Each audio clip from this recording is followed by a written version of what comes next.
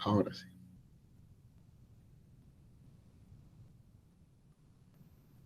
A ver, un toque más para ya dejarlo fijo.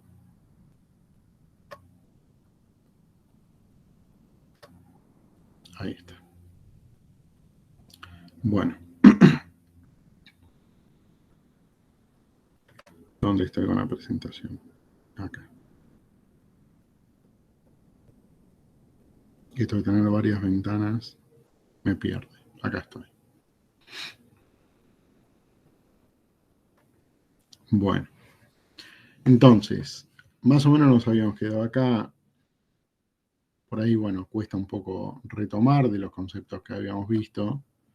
Ya pasó casi un mes, con lo cual es normal que por ahí tengamos que arrancar en algunas cosas revisando un poco temas para atrás. Pero bueno, ¿cuáles son esos temas en todo caso?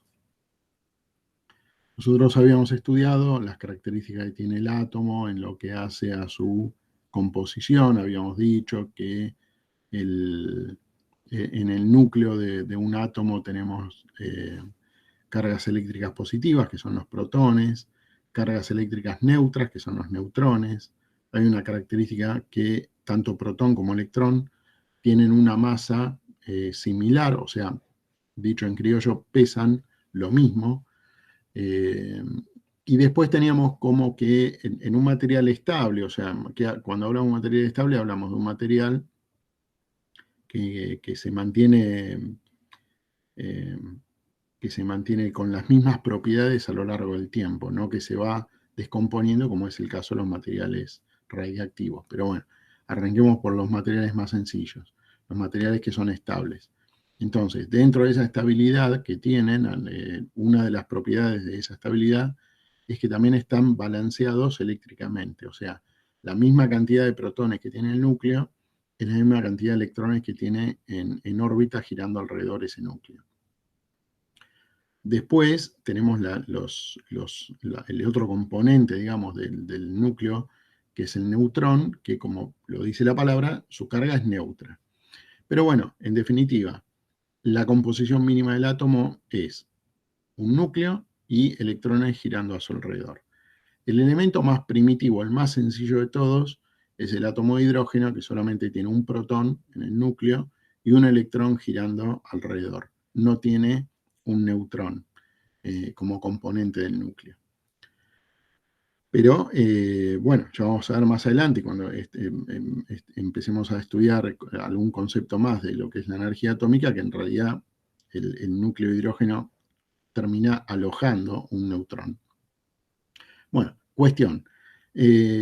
Nosotros podemos construir un átomo, vamos a suponer la fantasía de que sí pudiéramos construir un átomo.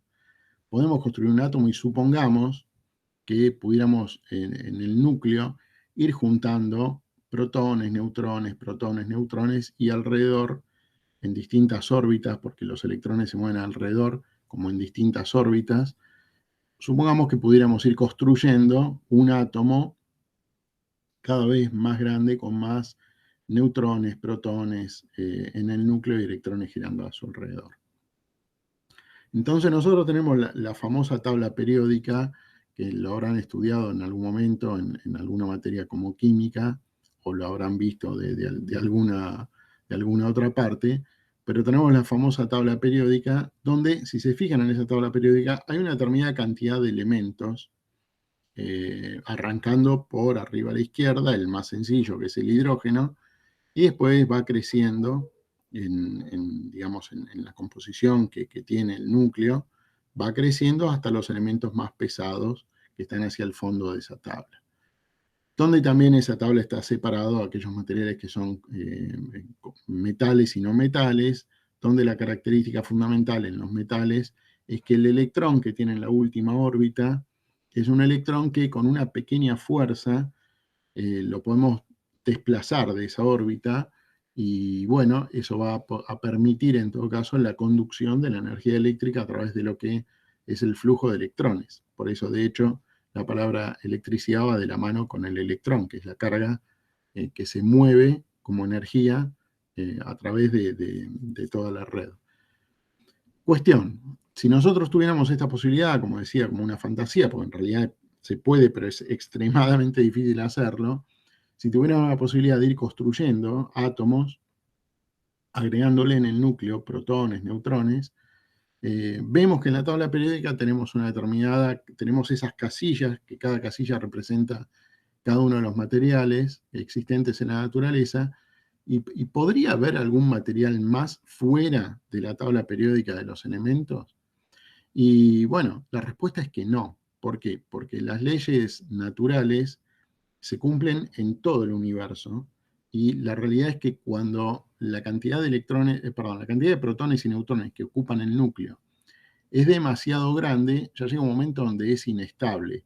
O sea, llega un momento donde ya no se puede concentrar esa materia como un átomo estable, sino que se empieza a desintegrar. Por eso es que la tabla periódica de los elementos está construida con todos los materiales posibles que hay dentro del universo, porque por más de que nosotros estemos en un punto ínfimo dentro de todo el universo, las leyes son las mismas para todo el universo.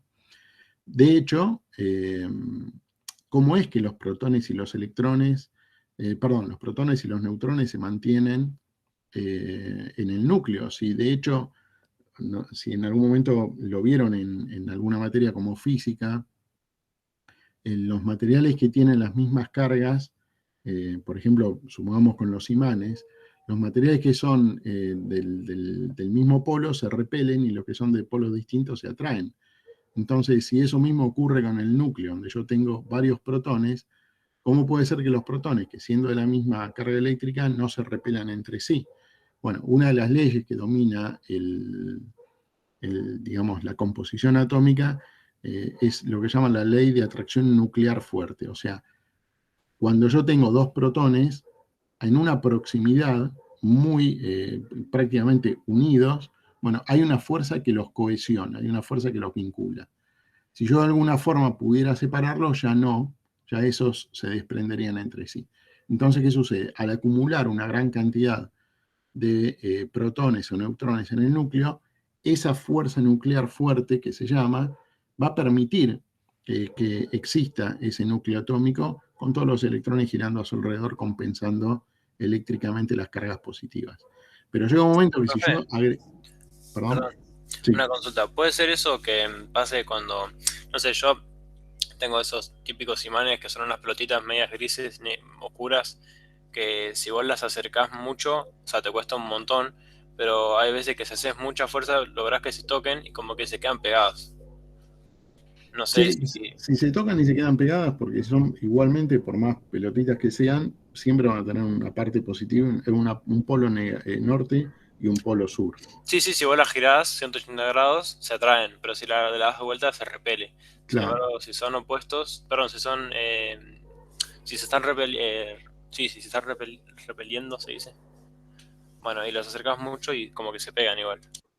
Pero si se pegan es porque seguramente está el polo norte con el polo sur, no porque son dos norte o dos sur.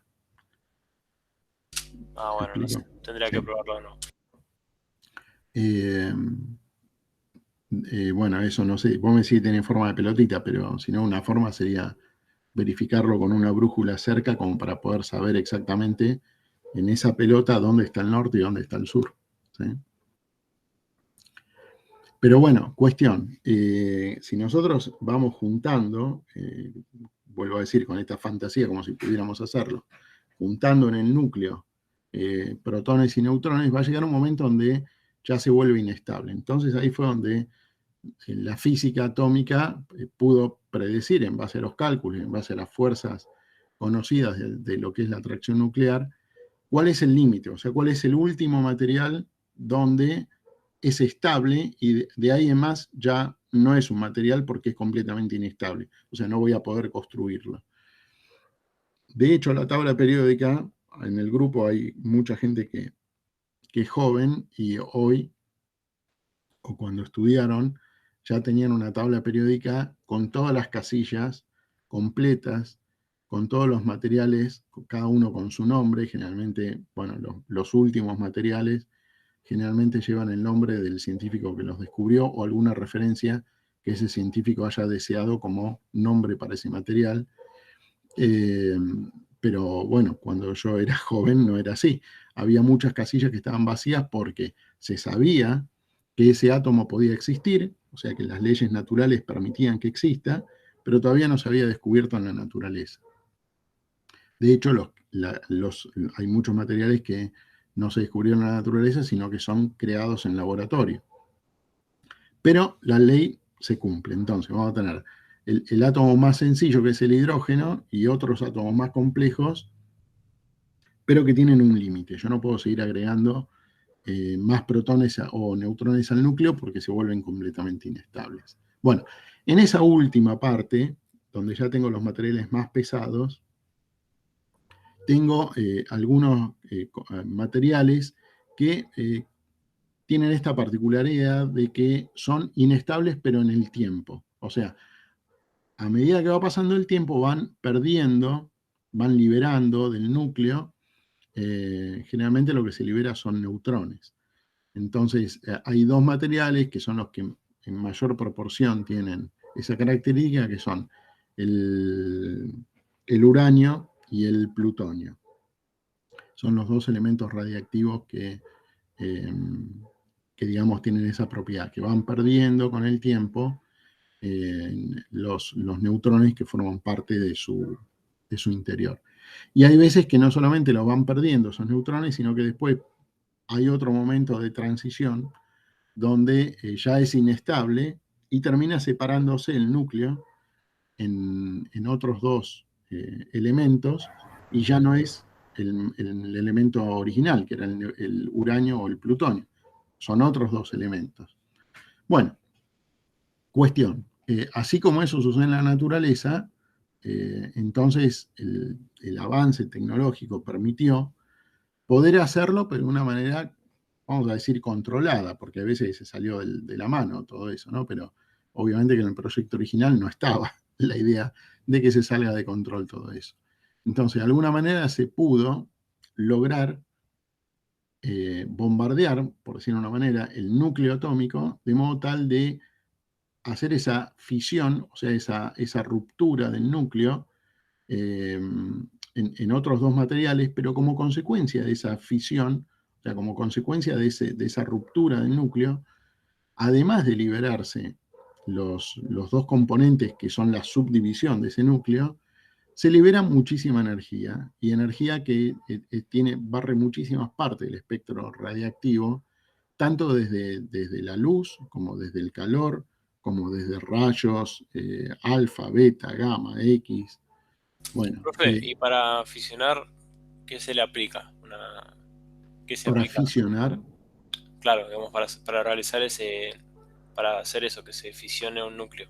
¿Qué y es lo que se le hace? generalmente por eso, es un proceso que no todos los países lo dominan, y lo que se debe hacer, o digamos lo que termina produciendo el proceso, es un bombardeo de neutrones. O sea, es poder de alguna manera separar neutrones de algún otro lugar. Siempre va a ser un material radiactivo, pues es el más fácil de extraerlo, pero además de separarlo, acelerarlo, de modo tal de que tenga la energía suficiente como para golpear el núcleo de otro átomo. Y bueno, ahí es donde se produce después lo que llama el efecto en cascada o el efecto en cadena, ¿no? Donde ya después ese núcleo se rompió, se liberaron neutrones, esos neutrones a su vez rompen otros núcleos, y así empieza toda una cadena de lo que es el proceso de generación de energía en cadena. ¿Y esa velocidad es la que produce el calor? Sí, en definitiva, no se olviden que en realidad la energía siempre existe, lo que sucede es que se transforma. Entonces, esa energía del golpe, esa energía de la fricción, ese mismo desprendimiento del núcleo en dos nuevos componentes, se libera, entre otras cosas, como calor. Que el calor, en definitiva, es un tipo de energía, que es una energía dentro del espectro electromagnético, es los rayos infrarrojos. Son lo que para nosotros sería el calor, ¿sí? Lo que está por debajo del rojo, el infrarrojo. Eso es lo que el espectro radiactivo que nosotros, nuestro sentido, lo percibe como calor. Bueno, no es que lo perciben nuestro sentido, ¿no? En realidad es lo que, si se quiere, también diferencia una magnitud que nosotros conocemos y que le hemos dado el nombre de temperatura. Entonces, podemos saber que una superficie está fría o está caliente en función de su temperatura. Y también sabemos de que podemos elevar la temperatura irradiándola con rayos infrarrojos. ¿Está bien? Pero aparte es porque también ya no están a la vista del ojo humano, ¿no? Como que los diferenciamos de esa Claro, manera. justamente el espectro visible, Sí, va del rojo hasta el ultravioleta, ¿no? del rojo al violeta, por eso, lo que está abajo del rojo es el infrarrojo y lo que está arriba del violeta es el ultravioleta. Ah, En bueno, esa claro. gama está nuestro espectro visible. El espectro en realidad, lo que determina la onda es una característica fundamental que tiene, que es la frecuencia. Bueno, y después la carga que está desplazando, pero digo, en la frecuencia nuestros sentidos pueden captar frecuencias muy bajas del orden de los 20 Hz a los 20.000 Hz. Bueno, eso depende mucho también de la edad que uno tiene, porque a medida que va creciendo va perdiendo capacidad auditiva. Bueno, y esas bajas frecuencias las detectamos con un sentido que es el oído. Las frecuencias mucho más elevadas, porque de los 20.000 Hz hasta el espectro visible hay muchísima distancia, muchísimo rango en amplitud de frecuencia. Bueno, todo ese rango, hasta que hay otro sentido que hemos desarrollado, que es la vista, lo podemos captar, donde captamos ese espectro visible desde el rojo hasta el violeta. Y hasta ahí acaban nuestros sentidos en las percepciones de lo que tiene que ver con emisiones radiomagnéticas. Después habrá otros sentidos que tienen otras cuestiones, ¿no? Pero no, me estoy olvidando, pues tenemos el oído, la vista y después tenemos la piel, que la piel lo que logra identificar es justamente el calor, y el calor es en definitiva emisión infrarroja, con lo cual nos podemos dar cuenta también con ese sentido de esa franja de radiación. Después hay otra luz que es la que está por arriba del violeta, que es el ultravioleta. Bueno, nuestro sentido no lo puede detectar muy fácil, pero yo no sé si ustedes conocen o habrán visto alguna vez en las computadoras, que es el mayor lugar donde se ven, ¿no? Esos chips que vienen así como con una etiqueta que tapa una ventanita de vidrio, y bueno, son las famosas memorias ROM, que son memorias de solo escritura, y esas memorias se pueden borrar con luz ultravioleta. Entonces, una vez que se graban, se le pone una etiqueta arriba para que no se puedan borrar. Y, y, bueno, ese es un efecto, por ejemplo, de la luz ultravioleta, poder alterar esa estructura para poder borrar esa información. Bueno, nos fuimos de tema, bueno, fuimos con las ondas electromagnéticas. Cuestión, la fisión lo que logra es romper el núcleo atómico. Y la fusión es todo lo contrario. O sea, tengo dos átomos, pero de esos dos hago uno. Es justamente el proceso contrario. Con la fisión rompo los elementos y con la fusión concentro dos elementos en un elemento nuevo que, bueno, como es la suma de los dos anteriores, seguramente va a ser un elemento más pesado. Por eso es que digamos, en la estructura de la estrella más cercana que tenemos nosotros, que es el Sol, la gran proporción de toda la masa del Sol son átomos de hidrógeno que están en continua interacción de fusión nuclear.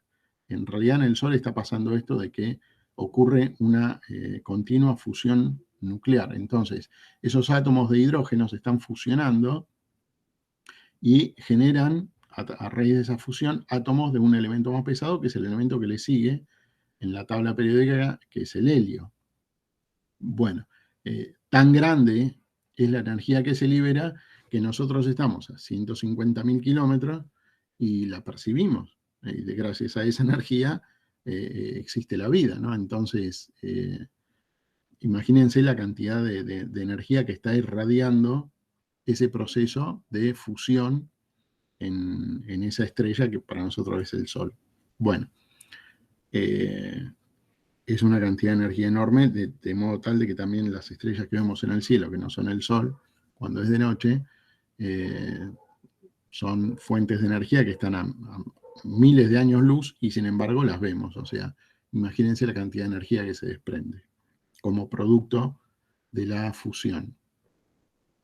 Después llega un momento, ya ahí me estoy metiendo en un tema, ¿no? Pero bueno, si a alguno le gusta la astronomía, llega un momento donde los elementos pesados, una vez que se consumieron, sigue el proceso de fusión y generan elementos más pesados, y esos elementos sigue el proceso de fusión y generan elementos más pesados. Bueno, así hasta que la estrella se agota todo su material combustible, pero claro, agotó todo el material combustible, pero quedó con un material muy, muy denso, muy pesado, si se quiere, y entonces ahí puede pasar, según la masa que tenga ese cuerpo celeste, puede pasar que quede así y que quede como un agujero negro.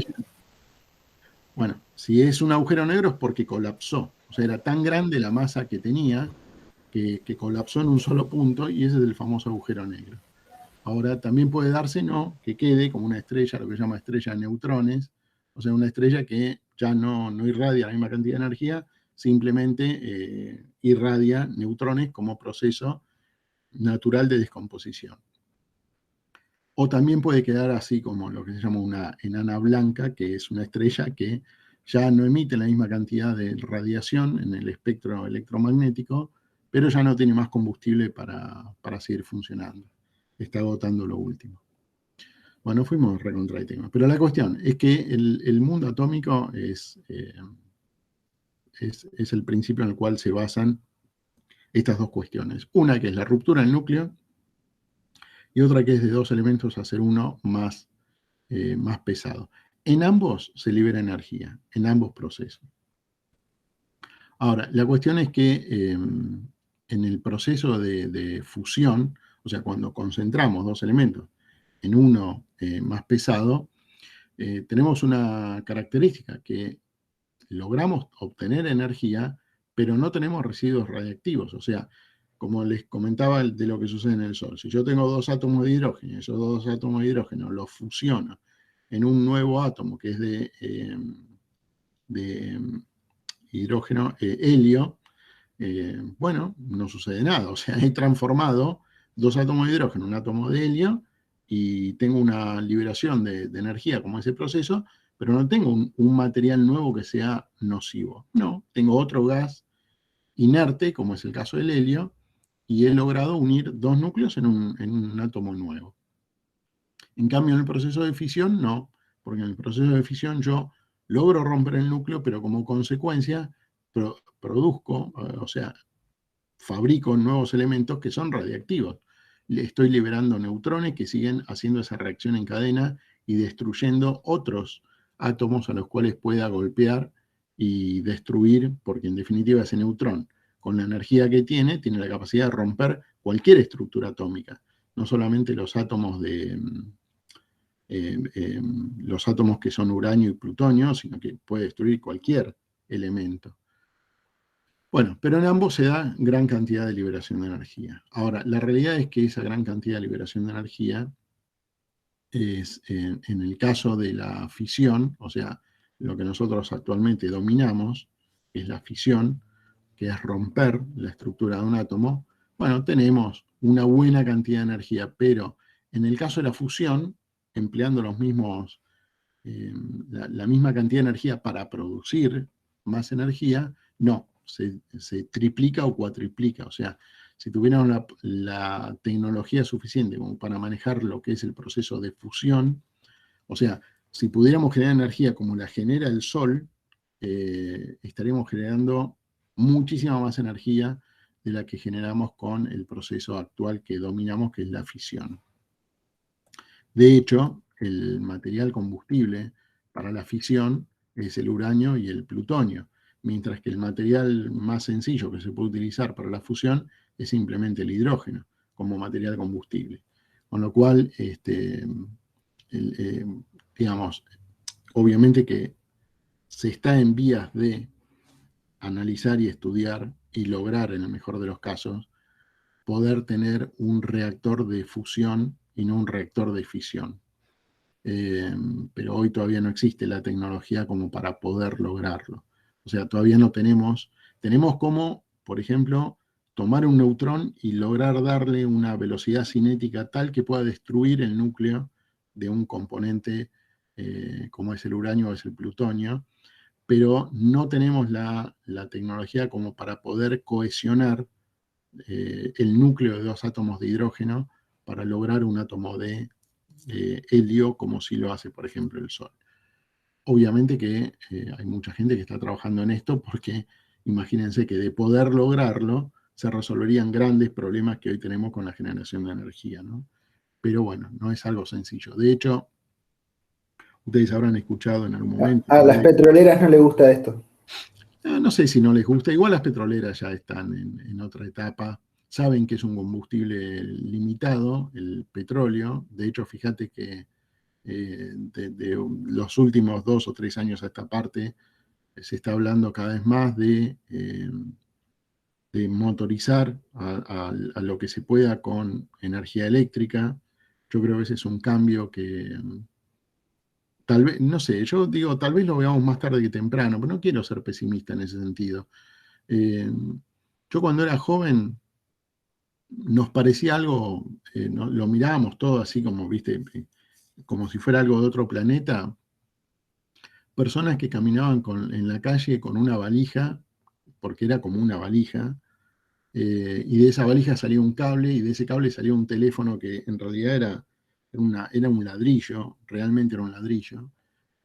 Iba caminando por la calle y nosotros sabíamos que estaba hablando mientras caminaba y nos parecía una cosa de fantasía. Y hoy todos los teléfonos celulares que tenemos que nos rodean y los cambiamos cuando ya no nos gustan más por otro. Y qué cosas más tiramos por el celular. Tiramos las cámaras, tiramos los grabadores, tiramos cuántas cosas que están incorporadas en el celular. Entonces, hace 30 años atrás parecía una película de fantasía y hoy es una realidad que vivimos todos los días. De hecho, en la casa donde yo vivo, cuando se construyó, tener un aire acondicionado era algo como de lujo. Hace 30 años tener un aire acondicionado era una cosa de lujo. Y hoy por hoy, tener un aire acondicionado, bueno, está bien, tal vez no todo el mundo lo puede comprar, pero digo, ya no es una cosa de lujo. Lo encontramos en cualquier tipo de vivienda. Tal es así, pero ¿por qué lo digo? Tal es así que el lugar donde vivo yo, cuando se construyó, no se pensó en que en algún momento podía tener un aire acondicionado. Y cuando tuve la posibilidad de comprarlo y lo pude instalar, y quedó como algo incrustado, feo, horrible, porque, claro, cuando se construyó este domicilio, nunca se pensó que eso podía ser así.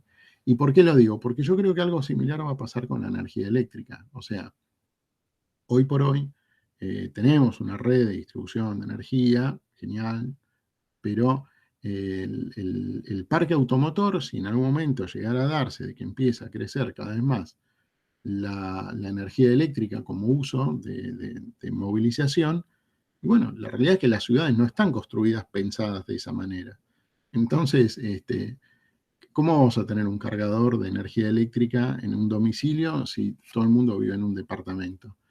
No pasa nada con un automóvil, porque si uno tiene un automóvil, bueno, va a una estación, carga nafta y ya está.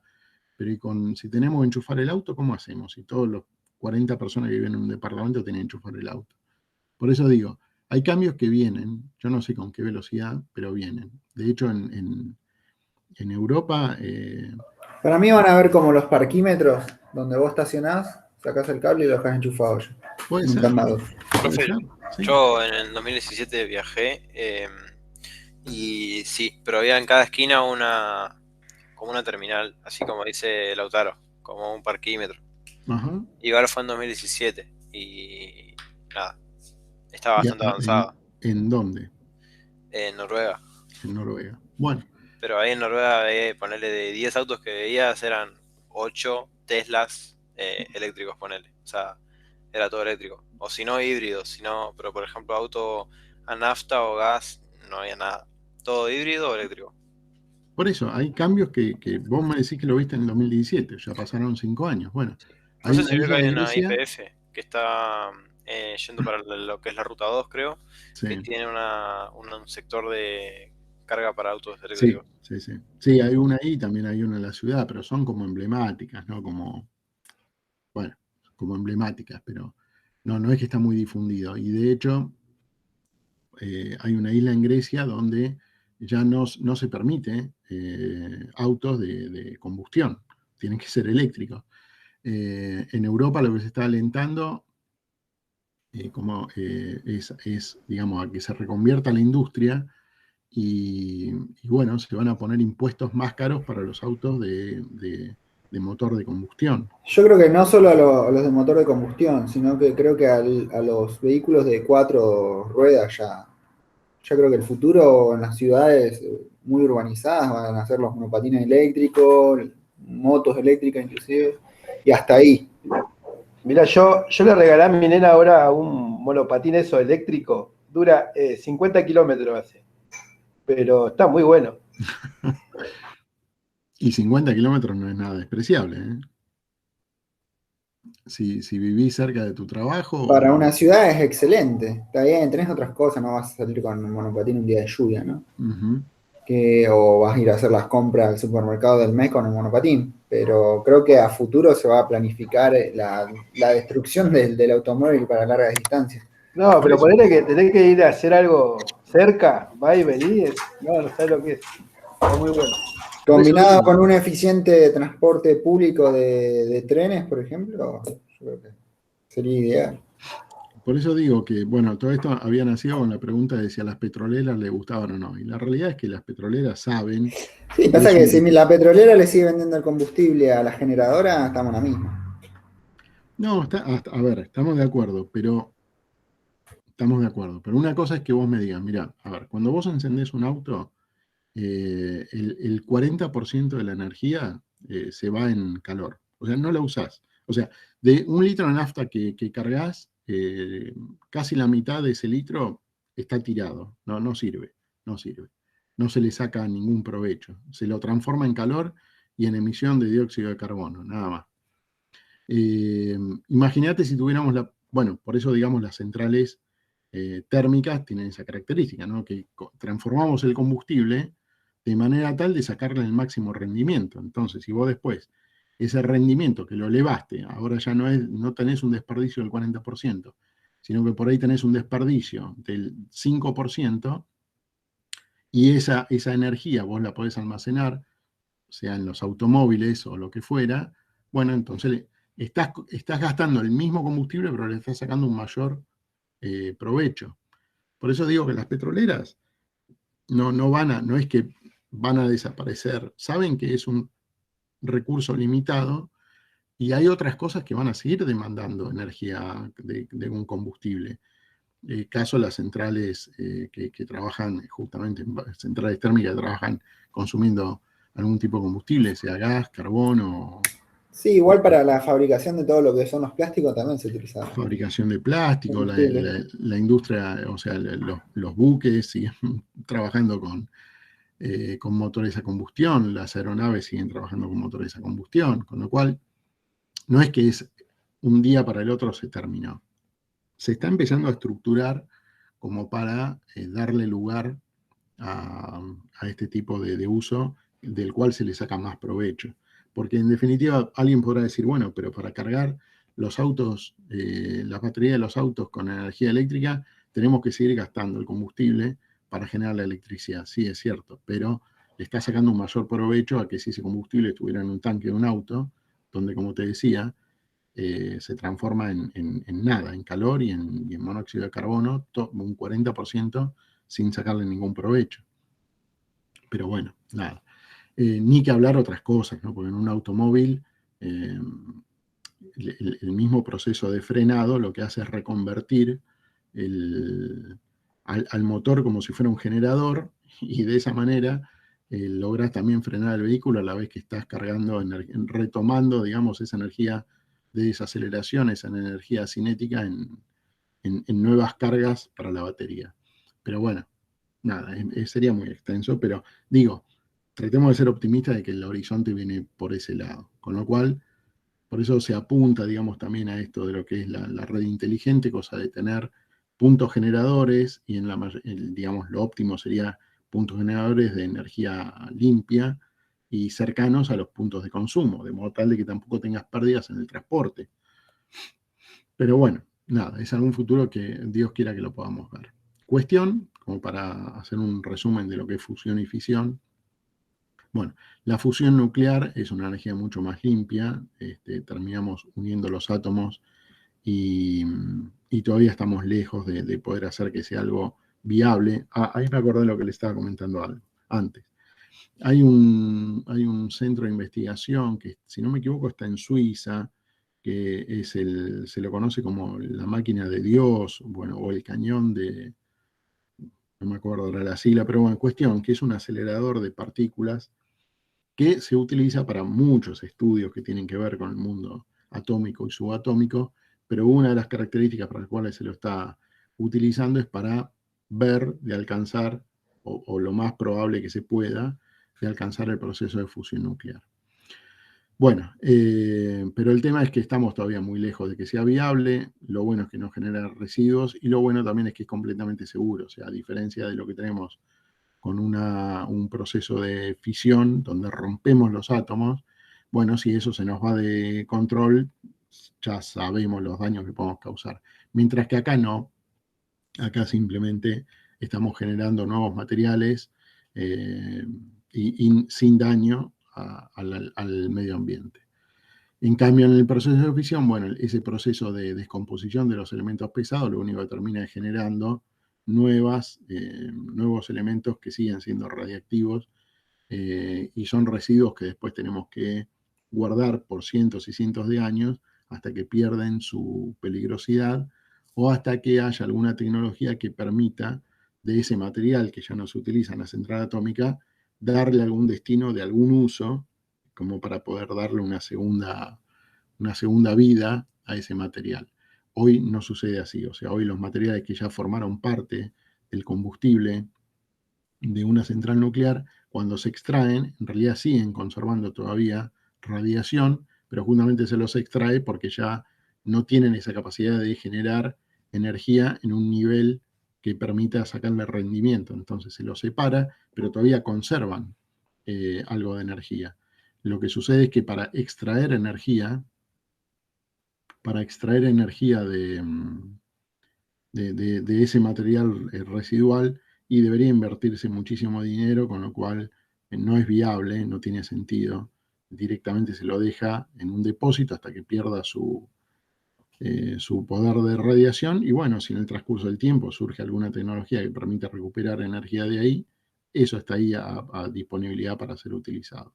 Pero hoy por hoy no es así. Una vez que se agotó el material o que agotó al mínimo su capacidad de energía, bueno, se lo saca y se lo deja almacenado a esperar cientos de años a que ya no sea nocivo.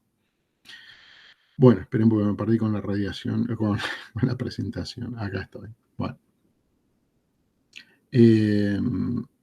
Sigamos. Bueno, cuestión.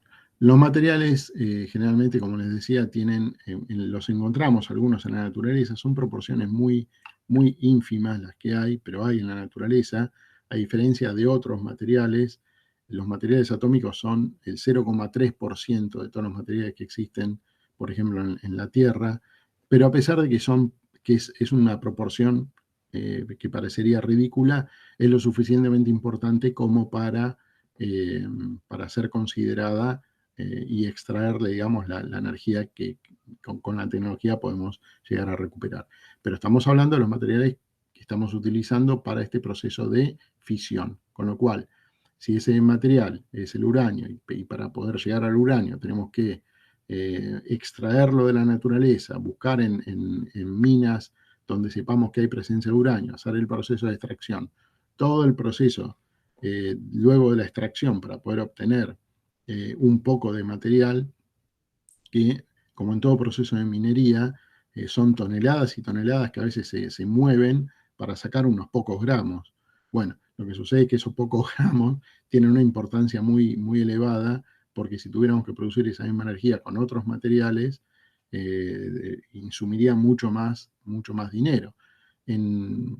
Igualmente, digamos, el material que se suele encontrar en la naturaleza, recuerdan esto que había dicho antes, ¿no? Como que tenemos un equilibrio entre el núcleo y, bueno, ese núcleo va liberando progresivamente neutrones. Entonces, generalmente lo que se encuentra son dos tipos de materiales. Uno que es el uranio, que se llama uranio 238, otro es el uranio 235, y si llegara a seguir desprendiendo más neutrones, sería el mismo componente químico con menos peso. El número nos da idea del peso que tiene, y esto es lo que se conoce como isótopos. Entonces, dentro de la naturaleza, no todos los isótopos son aptos para poder hacer el proceso de fisión. Entonces, muchas veces lo que se extrae de las minas después tiene que ser, aparte, enriquecido artificialmente o procesado para poder convertirlo en un material combustible. O sea, todo el proceso que hay atrás es realmente complicado, y no todos los países del mundo tienen esa capacidad de hacerlo. Argentina, por suerte, más allá de los vaivenes que tenemos, es uno de los pocos países que sí lo logró. Son no más de 10 países en el mundo los que dominan el manejo de La verdad que es una gran pregunta esa. ¿Cómo acá en Argentina tenemos tecnología, ¿cómo se dice esto? atómica? Atómica, ahí va. Y Mira, teniendo en cuenta que somos un país del tercer mundo, ¿no? Ahora, antes fuimos una potencia. a ver, por un lado está eso de que fuimos una potencia. Por otro lado, no te olvides que nosotros tenemos el Instituto Balseiro en Bariloche, y es un punto de referencia mundial como para muchas investigaciones que se realizan. No vamos a dejar de lado... Es una universidad también, ¿no, profe? Claro, tal cual. Pero no vamos a dejar de lado también que tuvo sus orígenes con ex personas que formaban parte de la Alemania nazi, que, bueno, escapando cuando ya la rendición era inevitable, bueno, encontraron acá también algún lugar como para seguir avanzando con sus investigaciones. De hecho, en los primeros años después de la guerra, Argentina también, a ver, siempre fue un país neutral, y al decir neutral es una forma de decir estoy más cerca de los alemanes que en contra, y después terminó alojando a mucha gente que se fue de allá. De hecho, la industria aérea, los primeros aviones a reacción que hubo acá en Argentina, fue el Pulqui 1, Pulqui 2. De Kurz Tank, ¿no? ¿Cuál? Kurz Tank, ¿no era así el apellido del Me mataste con el apellido, puede ser. el que desarrolló el Pulqui? Claro, puede ser. Pero fueron aviones a reacción que no existían en toda Latinoamérica. No te digo Estados Unidos, por eso digo Latinoamérica. Y sin embargo, Argentina fue punta en eso. Y fíjate dónde estamos ahora, que ya no tenemos prácticamente industria de construcción, ¿no? Ahora no tenemos ni aviones. Por eso. Pero bueno, nada, vos me preguntás cómo es que lo logramos. Y qué sé yo, lo logramos. Lo importante es que lo logramos. Y que lo más importante que eso es que lo seguimos sosteniendo. Eso por ahí es lo más importante, porque también hay muchos logros que se perdieron, ¿no? Pero bueno, lo logramos. Tampoco es tan loco en el sentido de que tenemos la suerte y que tenemos ese recurso natural.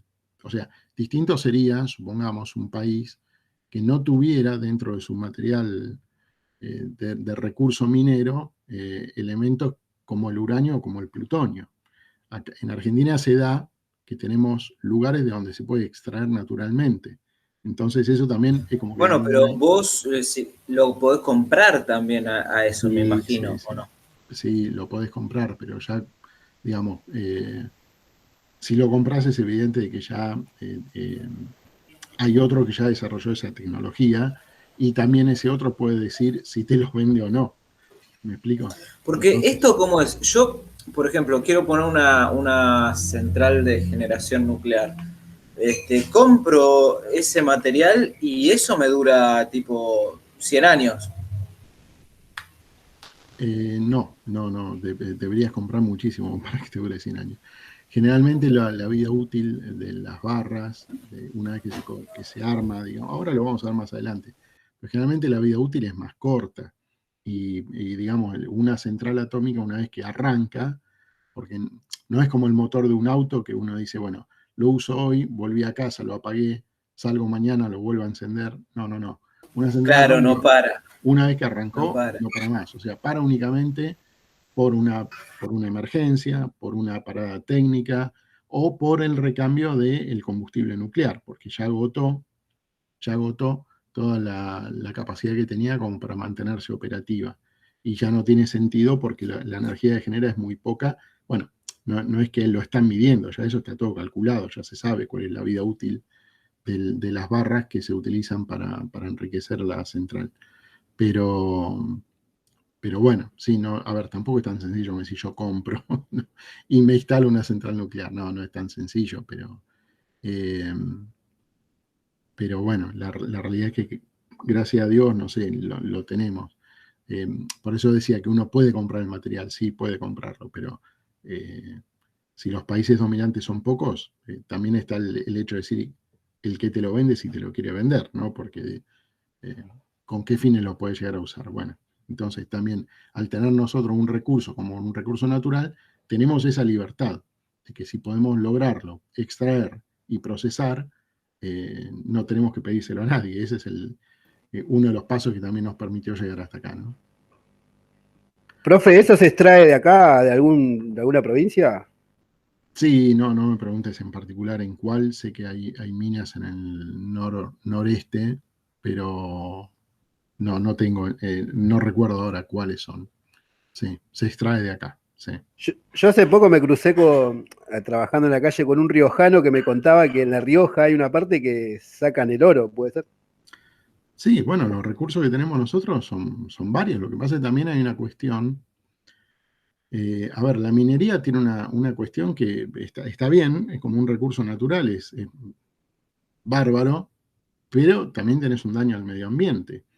Y de hecho, ese daño al medio ambiente, o sea, también se fue como progresando en cómo extraer los materiales. Entonces, tal vez antes se hacía de una manera muy rústica, pero se hacía, y ahora se hace de una manera mucho más eficiente, pero haces pelota al medio ambiente. Claro, y lo que él me contaba que poner en el pueblo que estaba él, de donde es, hay una parte donde extraen el oro y que contaminan el agua, porque usan el agua que cae de la montaña y ese es el agua que abastece ahí al Tal cual, pueblo.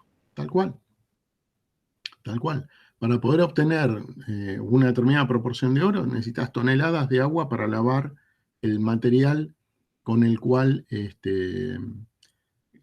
digamos, lograste extraer en bruto de la cantera.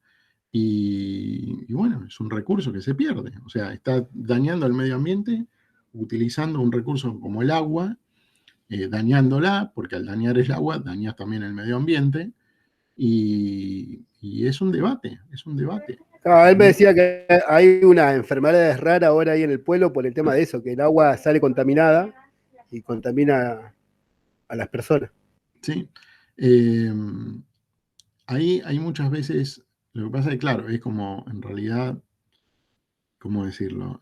No, se dan cuenta cuando ya la bomba explotó, ¿no? O sea, hay muchos estudios que se hacen que se llaman por inferencia. Por inferencia quiere decir, yo sé que esto sucede por este motivo, pero no tengo la forma de probar una relación directa entre las dos cosas. Entonces, muchas veces sucede en un montón de lugares. Por ejemplo, como vos bien decís, en pueblos que están cerca a lugares que utilizan la minería como un medio de sustento para la economía. Sucede también, por ejemplo, en el corredor vial que une las provincias de donde se hace el transporte, el extracto y el transporte de los granos que terminan llegando al puerto de Buenos Aires. Esos granos generalmente se transportan y van con herbicidas, y muchas ciudades cercanas al tránsito aparecen enfermedades que están relacionadas a esos herbicidas. O sea, son herbicidas que terminan cayendo al suelo, una lluvia los termina disolviendo, forman parte después terminan llegando con esa disolución, terminan llegando al suelo. Bueno, después habrá alguna cosecha que lo levanta, algo que se come y uno termina ingiriendo de alguna manera ese fertilizante, ese veneno que se utilizó como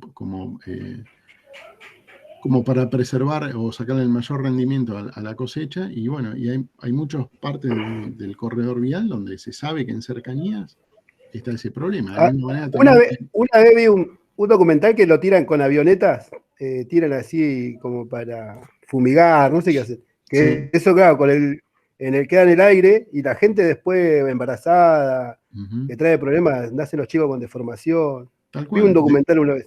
Sí, de hecho, se pudo avanzar también en legislar que no se pueda, digamos, tirar o, digamos, fumigar. No me acuerdo ahora cuánto especificaba la ley, pero había una distancia mínima entre, por ejemplo, lugares como los colegios o las zonas rurales donde estaba habitada y los lugares en los cuales se procedía a hacer algún tipo de fumigación. Bueno, antes como no estaba permitido, ahora no, ahora como que a una distancia mínima ya no se puede hacer eso. Bueno, cuestión, nada, porque si no, por ahí me voy de tema, pero hay estudios que llaman por inferencia, o sea, saben qué sucede, pero todavía no tienen la prueba directa de cómo está eso entrelazado, más allá de que se sabe, ¿no? Y bueno, en el caso que vos citabas de este pueblo en La Rioja, y es muy probable que sea por eso. Por eso también van a encontrar muchas veces cuando se habla de las mineras que quieren hacer negocios en la Argentina, bueno, cierta oposición de la gente que vive en ese poblado porque sabe que se viene el uso del agua para ese tipo de procesos y después la contaminación, como que ya está cantado que es así. Pero bueno, nada, es un recurso natural. No sé, no puedo decir si está bien o está mal, para eso está la ley, para eso se supone que está el Estado que nos tiene que proteger. Y bueno, hasta ahí llego. No les puedo decir más nada porque no ahondé en los daños que se producen por el uso de la minería. Bueno, cuestión, entonces, como les comentaba, si logramos acelerar un neutrón y darle la energía suficiente como para que pueda destruir el núcleo de un átomo de uranio, bueno, vamos a tener un desprendimiento de energía, por una parte, que es importante porque la usamos obviamente para el proceso de generación de energía eléctrica. Vamos a tener una liberación de energía con distintos espectros radiomagnéticos y la creación de dos nuevos elementos que van a ser el bario y el criptón como consecuencia del desprendimiento de la ruptura de este núcleo de uranio. Y a su vez, no solamente el bario y el criptón, sino que también se liberan 3 neutrones, con lo cual si hacemos la suma de todo esto que está acá, termina dando esto que tenemos acá, ¿sí? Pero bueno, en el momento de la ruptura tenemos esta división.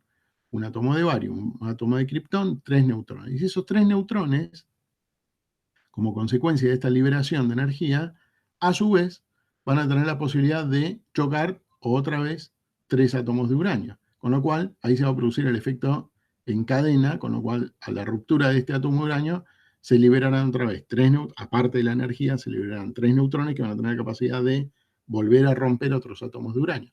Y así es el proceso en cadena. ¿Está bien?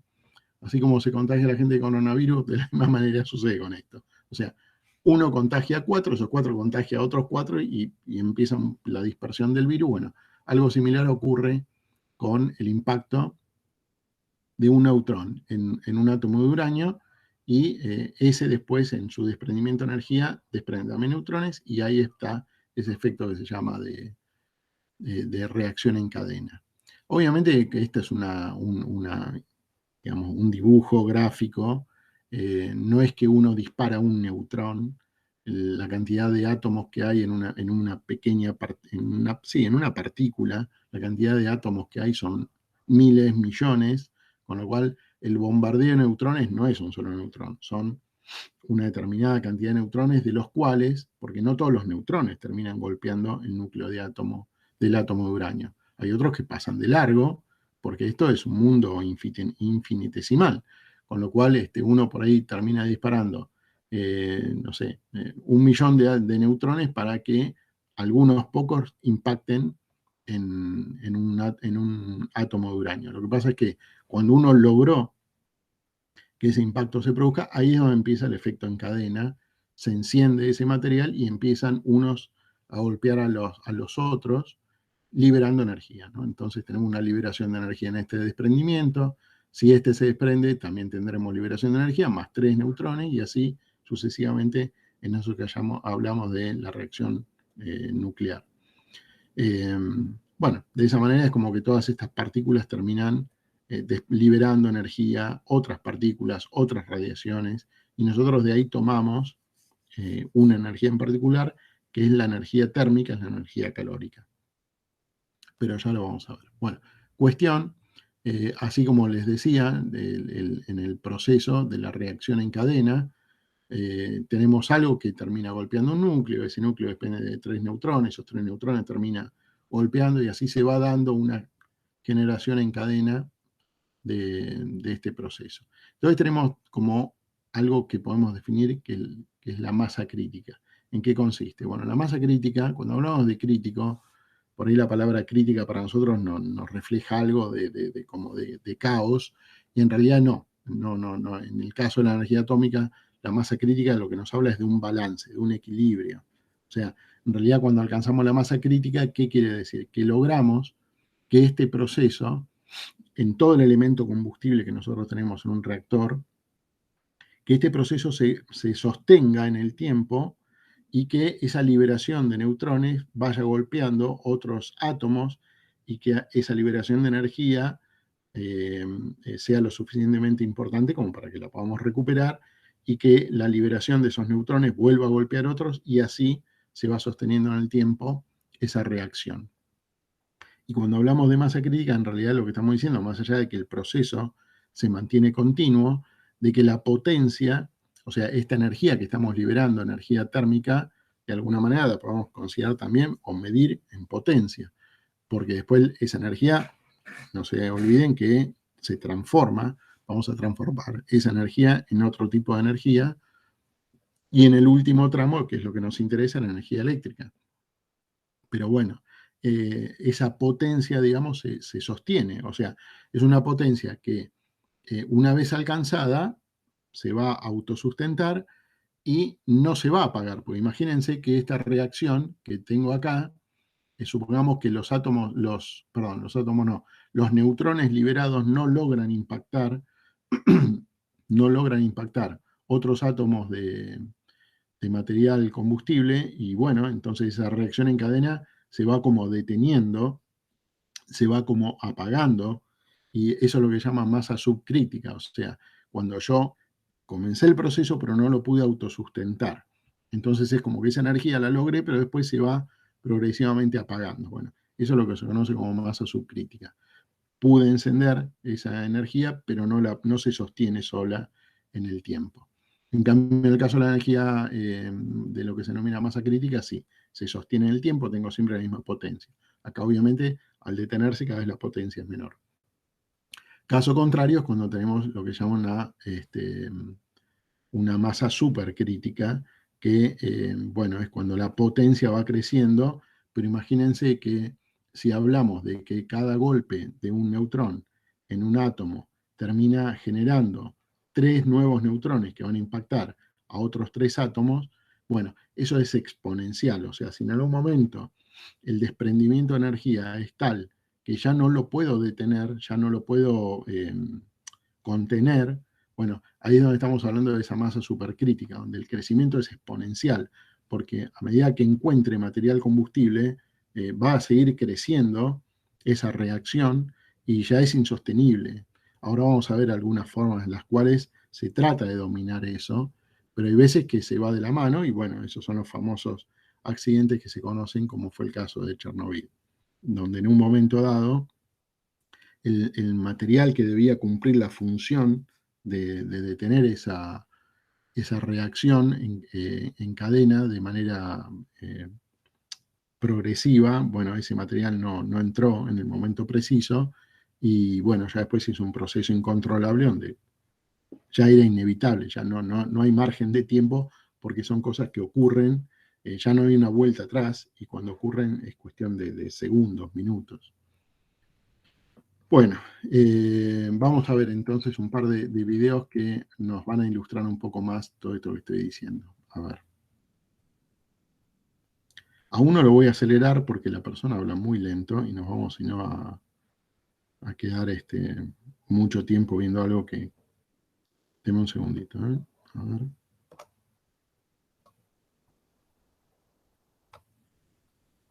¿Están del otro lado? Estoy hablando solo. Yo no veo nada. Sí, profe, sí. Sí, se lo escucha, se lo escucha. Sí, profe, no lo queremos interrumpir. Interesante. Vamos a ver.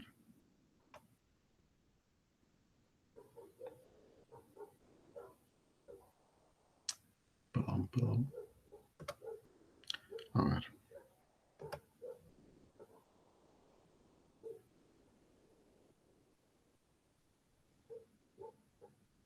Hola, ¿qué tal? En esta charla vamos a conversar sobre el Un ciclo. momento, ya lo detengo y lo comparto. Oh, ¿qué pasó? Le apagué el sonido. A ver.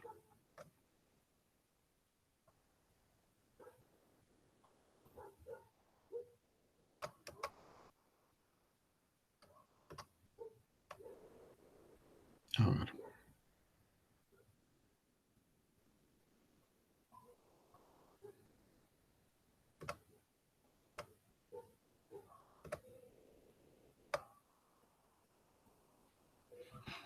Se ve ahí, ¿no?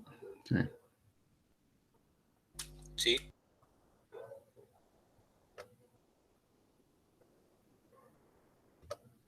Hola, ¿qué tal? En esta charla vamos a conversar sobre el ciclo del combustible nuclear. Así que vamos a ir viendo las distintas etapas. Les voy a ir contando de qué se trata esto del proceso de transformación del uranio, que es un material que se encuentra en la tierra, en la naturaleza, hasta un elemento que produce energía eléctrica y en otros reactores se usa para muchas aplicaciones en la vida cotidiana. Vamos a comenzar con dónde se encuentra el uranio. El uranio se encuentra en formaciones rocosas, mineralizadas, donde tenemos distintos tipos de mineralizaciones y que conforman distintos colores que los geólogos distinguen como que ahí hay uranio. Es un mineral, es el elemento más pesado natural en la Tierra, si nos ubica en la tabla periódica, es el último elemento estable que podemos encontrar, la letra U mayúscula, y que significa que es lo más pesado que existe en la Tierra. Aquí tenemos varios ejemplos. Esta mineralización es de color negra. Esta otra mineralización es de color amarillo muy fuerte, muy brilloso. Lo podemos ver en distintas partes de esta roca, que es buscada y encontrada por nuestros geólogos. Aquí tenemos nuevamente una formación amarillo verdosa, también contiene partículas con uranio, y aquí vemos alguna mineralización también amarilla que nos indica que ahí está el uranio. La etapa siguiente de la purificación y concentración de ese material disperso en la naturaleza en algo que podamos usar en un reactor nuclear es el proceso de conversión del uranio, que comienza con el concentrado de uranio. El concentrado de uranio tiene este color y esta forma de una piedrilla, de una curvica de piedra, que es justamente lo que se produce en la mina de uranio. Dado que en la Argentina no hay minería de uranio en la actualidad, esto es lo que nuestro país importa. En las minas de otros países donde extraen el uranio, este es el producto final de la mina, que contiene gran parte de uranio, pero mezclado con otros materiales de esa mina en ese país. Este material, en nuestras plantas de conversión de uranio en la Argentina, se transforma en este polvo amarillo, vemos aquí que es un amarillo muy fuerte, que se llama uranil tricarbonato de amonio, o en sus siglas AUTC, que es uno de los productos intermedios en la conversión del uranio. Esto, por otro proceso, son en realidad 6 procesos consecutivos en la misma planta de conversión de uranio. Finalmente, el producto final de la planta, lo que sale de la planta, es este polvo muy negro, muy pesado, totalmente es uranio mezclado con oxígeno. El uranio solo no existe en la naturaleza, así que aquí se combinó con oxígeno. Esto es puro uranio. Esto ya es uranio de nivel nuclear que luego va a ser convertido en distintas formas para el reactor nuclear. Este es el producto final de la planta de conversión de uranio, es el dióxido de uranio. El polvo de dióxido de uranio está listo en calidad nuclear para ser procesado y elaborado para los distintos combustibles nucleares. Este polvo de aquí se divide en 2 líneas. ¿Para qué necesitamos ese combustible nuclear? ¿Para una planta de generación eléctrica o para un reactor de investigación? Vamos a ver que para las plantas de generación eléctrica llamadas centrales nucleares o centrales nucleares de potencia, este polvo de uranio se reduce, se comprime a altas temperaturas y altas presiones en esto que es una pastilla de uranio. que tiene el tamaño exacto de las pastillas que luego van a ser utilizadas en el elemento combustible. Esto, como vemos, no tiene ningún riesgo radiológico, al igual que todo el proceso del uranio, aunque yo no podría realmente agarrar una pastilla de uranio porque le estaría cambiando las condiciones de pureza nuclear necesarias para que esto ingrese en un reactor nuclear.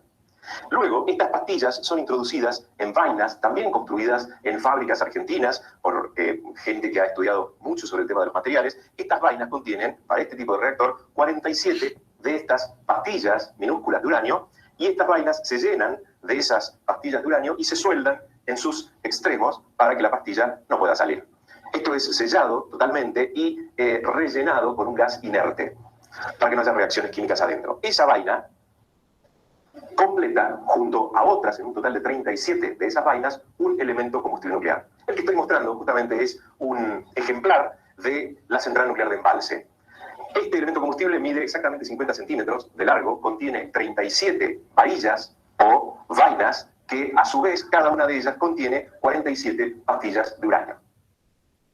Este elemento combustible es de una central nuclear del tipo CANDU, que quiere decir Canadá Deuterio-Uranio, y es una central de diseño canadiense que utiliza uranio natural y como moderador de los neutrones el agua pesada. A diferencia de las otras dos centrales nucleares, Atucha 1 y Atucha 2, que utilizan un elemento combustible vertical y de 5,30 metros de altura, con uranio, con pastillas de uranio de 5,30 metros, a diferencia de este que tiene solo medio metro, y el elemento combustible total en Atucha 1 y 2 se completa con elementos estructurales que dan una longitud final total de alrededor de 11 metros de altura. Lo estoy poniendo vertical porque es justamente así como ingresan los elementos combustibles en Atucha 1 y en Atucha 2 de forma vertical. En Embalse, estos elementos combustibles de esta longitud ingresan en forma horizontal. Y se utilizan 12 de estos elementos combustibles a continuación uno del otro para rellenar lo que es un tubo de presión, que tienen 6 metros de largo, 12 elementos combustibles de medio metro cada uno completan esos 6 metros de largo. A su vez, hay casi 300 tubos de presión que conforman el núcleo, el corazón de la central nuclear de Embalse. En el elemento combustible de Embalse, y ocurre lo mismo con las centrales nucleares de Atucha, la vaina, el elemento metálico que cubre, que protege a la pastilla de uranio, es de un material especial que se llama Circaloy 4. Ese material es un metal, es una aleación de circonio que permite, a su vez, dejar salir a los neutrones en forma transparente para ellos y al mismo tiempo asegurar la estructura de este sistema de vainas que se mantenga estructuralmente firme durante toda la vida del elemento combustible. La otra línea de reactores nucleares argentinos son los reactores de investigación. Es decir, desde el polvo del dióxido de uranio se transforma este polvo en una mezcla con aluminio, en un metal, en una placa metálica que a su vez es cubierta por otras dos placas metálicas sin uranio, solamente tienen aluminio, que cumple las funciones del Circaloy en las centrales nucleares de potencia. Es decir, conforman una estructura firme y rígida para proteger al uranio durante toda la vida útil de ese elemento combustible, al mismo tiempo que dejan salir a los neutrones producidos dentro del uranio. Tenemos que de este producto, el dióxido de uranio, entonces se divide por su aplicación de este uranio en dos grandes líneas. Los reactores nucleares grandes de potencia o centrales nucleares que generan no solo energía eléctrica, sino además algunos productos secundarios como el cobalto 60. El cobalto 60 es un radioisótopo muy utilizado en la radioterapia o medicina nuclear. Por otro lado, la otra de las aplicaciones del dióxido de uranio es en los reactores de investigación o de producción de radioisótopos que hacen muchas cosas, realmente se aplican en muchas variedades de investigaciones. Producción de radioisótopos para la medicina nuclear y para la radioterapia. Investigación del medio ambiente. Usamos el reactor como un observatorio de lo que tenemos en la naturaleza. Usamos el mismo reactor como productor de radiación para incidir directamente en tumores muy malignos y curar personas. Usamos el reactor para producir neutrones, con ellos investigar materiales para la ciencia, para la industria farmacéutica, para la industria aeronáutica, para la misma industria nuclear que utiliza el conocimiento de estos reactores en el diseño de nuevos materiales para nuevos reactores. Recordemos que nuestro país es exportador de reactores nucleares de investigación. Los elementos combustibles nucleares, luego de ser utilizados en una central nuclear de potencia, son almacenados en piletas de agua. Dentro de la central nuclear se construyen especialmente unas grandes piletas. Profe, no se escucha, se muteó. En particular, estos elementos combustibles de la central nuclear de Embalse, luego de un periodo, se ubican en unos contenedores secos, sin agua, obviamente, donde estos elementos combustibles son ubicados durante decenas de años, esperando que decaiga, que sea menor su riesgo radiológico. En los elementos combustibles de las centrales nucleares de Atucha 1 y Atucha 2 está pensado, por ahora, Disponer estos elementos combustibles verticales, que son de 5,30 metros de uranio, más los acoples con una longitud aproximada de 11 metros, completamente en silos secos horizontales. Completando el ciclo del combustible nuclear, que podemos ver esto y mucho más en nuestros folletos que están a su disposición, el paso final de una mina de uranio, que hay varias en la Argentina, es restituir ese predio a lo que alguna vez fue. Ese es un proyecto que encaró hace mucho tiempo la Comisión Nacional de Energía Atómica y ha dejado una de sus viejas minas de uranio totalmente restituida. El Estado es responsable, desde la minería, pasando por la conversión, la fabricación de las pastillas de uranio o las placas combustibles para los distintos tipos de reactores y luego los elementos combustibles para las centrales nucleares de potencia, es responsable de toda la actividad nuclear. Por eso, para hacer un cierre de lo que es la minería del uranio, es que el Estado también se encarga de la restitución ambiental de la minería del uranio. Esto quiere decir volver a dejar la mina de uranio, luego de extraído el mineral, a un parque o a un lugar sin riesgo de ningún tipo y que pueda ser reutilizado en forma urbana. La seguridad es un tema fundamental en la energía nuclear. Los conceptos de seguridad son muy amplios y están muy aplicados desde la minería de uranio, pasando por las etapas de conversión en la fábrica de conversión de uranio, en la fabricación de la pastilla y las placas para los distintos reactores, en la fabricación de los elementos combustibles, tanto como en la operación de los distintos tipos de reactores nucleares en nuestro país. En cada una de las etapas, el riesgo radiológico es disminuido a sus valores más bajos posibles. Luego, el riesgo también laboral en cualquiera de las situaciones son muy tenidos en cuenta y nuestro país responde a reglas internacionales, a una normativa muy exigente, de las más exigentes de todas las industrias del mundo. Nuestro país es un ejemplo en ello. Y siempre, dentro de los pocos países, contamos alrededor de 10 países en el mundo que dominan el ciclo del combustible nuclear exclusivamente con usos pacíficos. Bueno, esperen que vuelvo. Profe, una consulta. Sí. ¿No dijo al principio como que el uranio se Se importaba, ¿no? Sí. Se importaba y después solo de las minas de uranio de Argentina? Sí, yo creo que, bueno, ahí no sé, me voy a poner a investigar, porque yo estoy seguro de que hay minas donde se extrae el uranio. Tal vez lo que sucede es que no tenemos el proceso para convertirlo en ese polvo, viste, que en definitiva es el que se utiliza para construir las pastillas. Ahí me quedó la duda, ¿eh? Buena pregunta. Sí, ahí me quedó la duda también.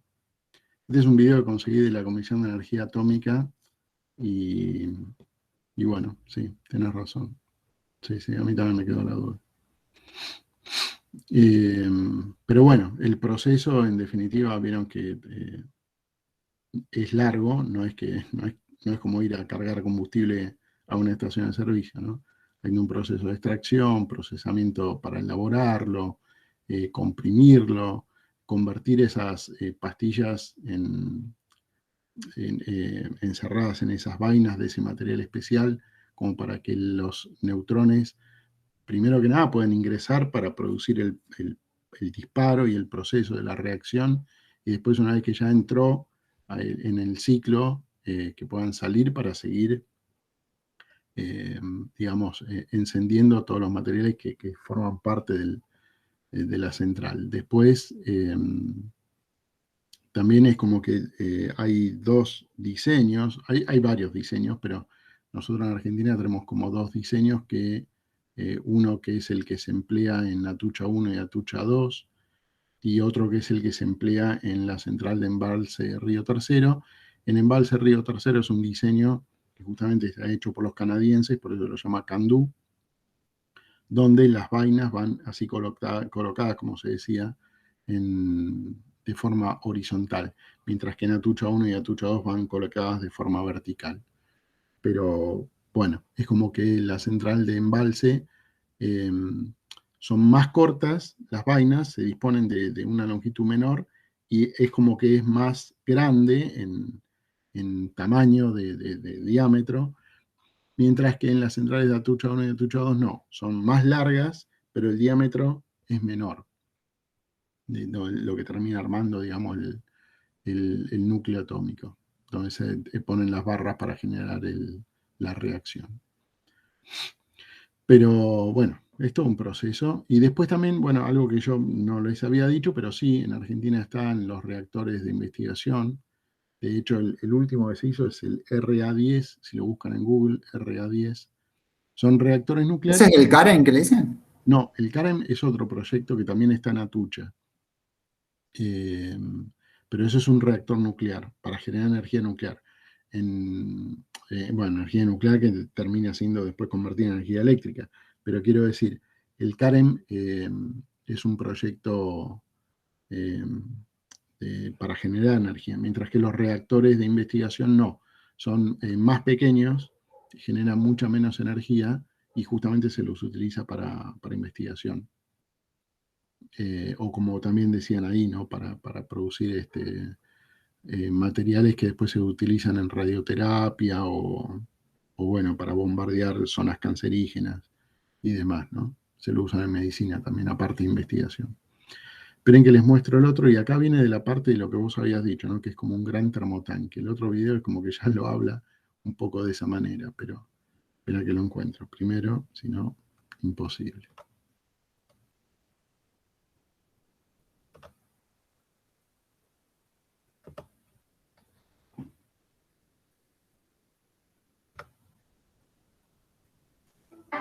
¿Qué es una central nuclear?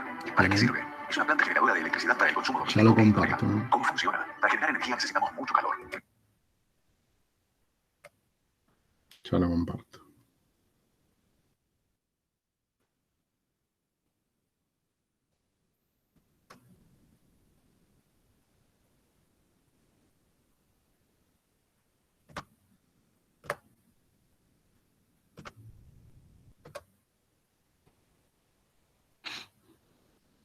Ahí se ve, ¿no?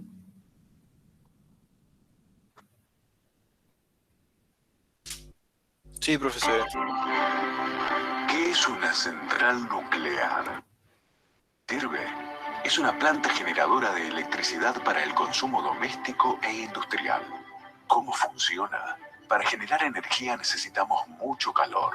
En el reactor nuclear, este calor es generado mediante la fisión de átomos de uranio que se produce bajo condiciones especiales cuando un neutrón golpea un átomo de uranio 235, dividiendo su núcleo. Esto libera 2 o 3 neutrones que a una velocidad adecuada fisionan otros átomos de uranio, iniciando una reacción en cadena controlada. Este proceso diferencia a la central nuclear de una central térmica convencional. Dentro del reactor, el agua pesada circula por impulsión de bombas. La fisión eleva la temperatura del agua transfiriendo el calor al generador de vapor. El vapor generado impulsa grandes turbinas que, conectadas a un generador eléctrico, permiten completar el proceso de producción de electricidad.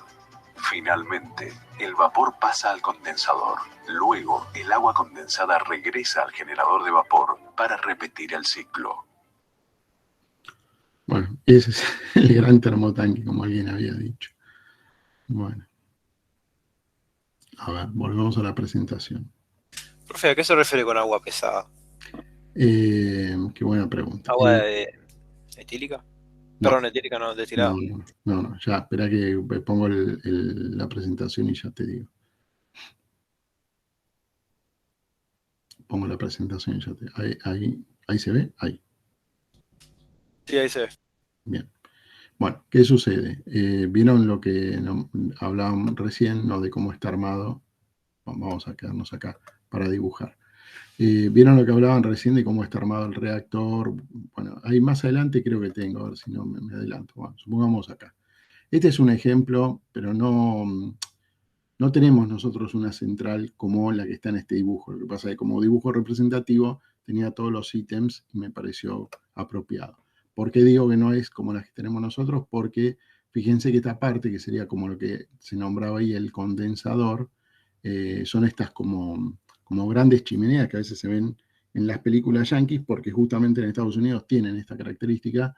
Entonces terminan condensando el agua y parte de ese vapor se termina desprendiendo, pero no es nuestro caso. En nuestro caso, las centrales atómicas generalmente están cercanas al río, como es el caso de Atucha 1 y 2, y que para el caso del proyecto CAREM también, porque está emplazado en el mismo parque, está cercano al río Paraná. En el caso de Embalse Río Tercero, bueno, está cercana al río Tercero, y es de ahí donde se toma el agua para condensar la parte del ciclo. Ahora vamos a ver de qué se trata, qué es lo que se condensa. Pero bueno, la pregunta es qué es agua pesada. Entonces, ¿qué sucede? Dentro del reactor nosotros tenemos que transferir esa energía calorífica, la tenemos que transferir de alguna manera para sacarle rédito, transformando en vapor. Entonces, ¿cómo se logra eso? Bueno, dentro del reactor, ese reactor, en realidad las barras, eso que vimos nosotros recién, que mostraba el video con el combustible, que en definitiva esas vainas se terminan poniendo como en una barra, y esa barra tiene 37 barras que después van en el reactor. Bueno, eso va todo sumergido en agua, y esa agua se la llama... Sí. Esas barras son las que entran o salen dependiendo de las necesidades de cómo esté, digamos, el material, ¿no? O sea, por ejemplo, que las barras de uranio son las que entran o salen al reactor dependiendo de, digamos, si tiene que excitar digamos, el uranio o no. No. ¿No son esas las que entran o salen? No, las barras van emplazadas, y una vez que están emplazadas, ya están emplazadas. Las barras a las que vos haces referencia son barras controladoras, que lo que hacen es frenar la dispersión de los neutrones. Ah, ¿y esas no tienen uranio? Yo tenía entendido que tienen uranio también adentro.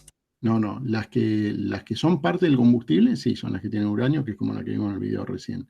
Las otras son de otro material, que lo que hacen es frenar el uranio, que pueden ser, no me acuerdo todos los materiales, pero me acuerdo que grafito es uno de ellos. Ah, de grafito, sí, claro, grafito. que lo que hace es frenar.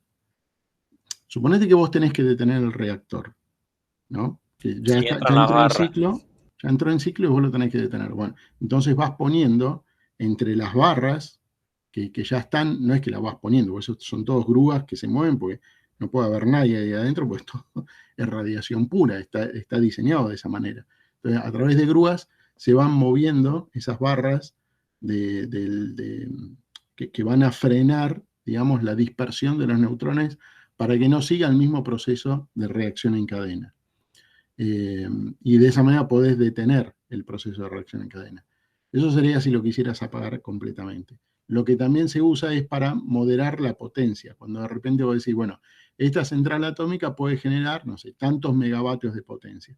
Bueno, pero por ahí en el momento en que está activa no se necesita tantos megawatts, entonces, bueno, vos podés moderar para que la potencia sea menor o no, sacarlas para que la potencia sea mayor, ¿sí? Pero bueno, la pregunta era entonces Profe, yo tengo una pregunta. Sí, pero porque me estoy quedando con el agua pesada, dale. Las centrales atómicas laburan siempre a máxima potencia, no es que se va a medida que la demanda fluctúe, va variando su potencia, digamos. Libera toda la potencia y las que se regulan son las térmicas, digamos. Está bien, pero el tema es que una vez que arrancó, de alguna forma lo podés controlar, ¿está bien?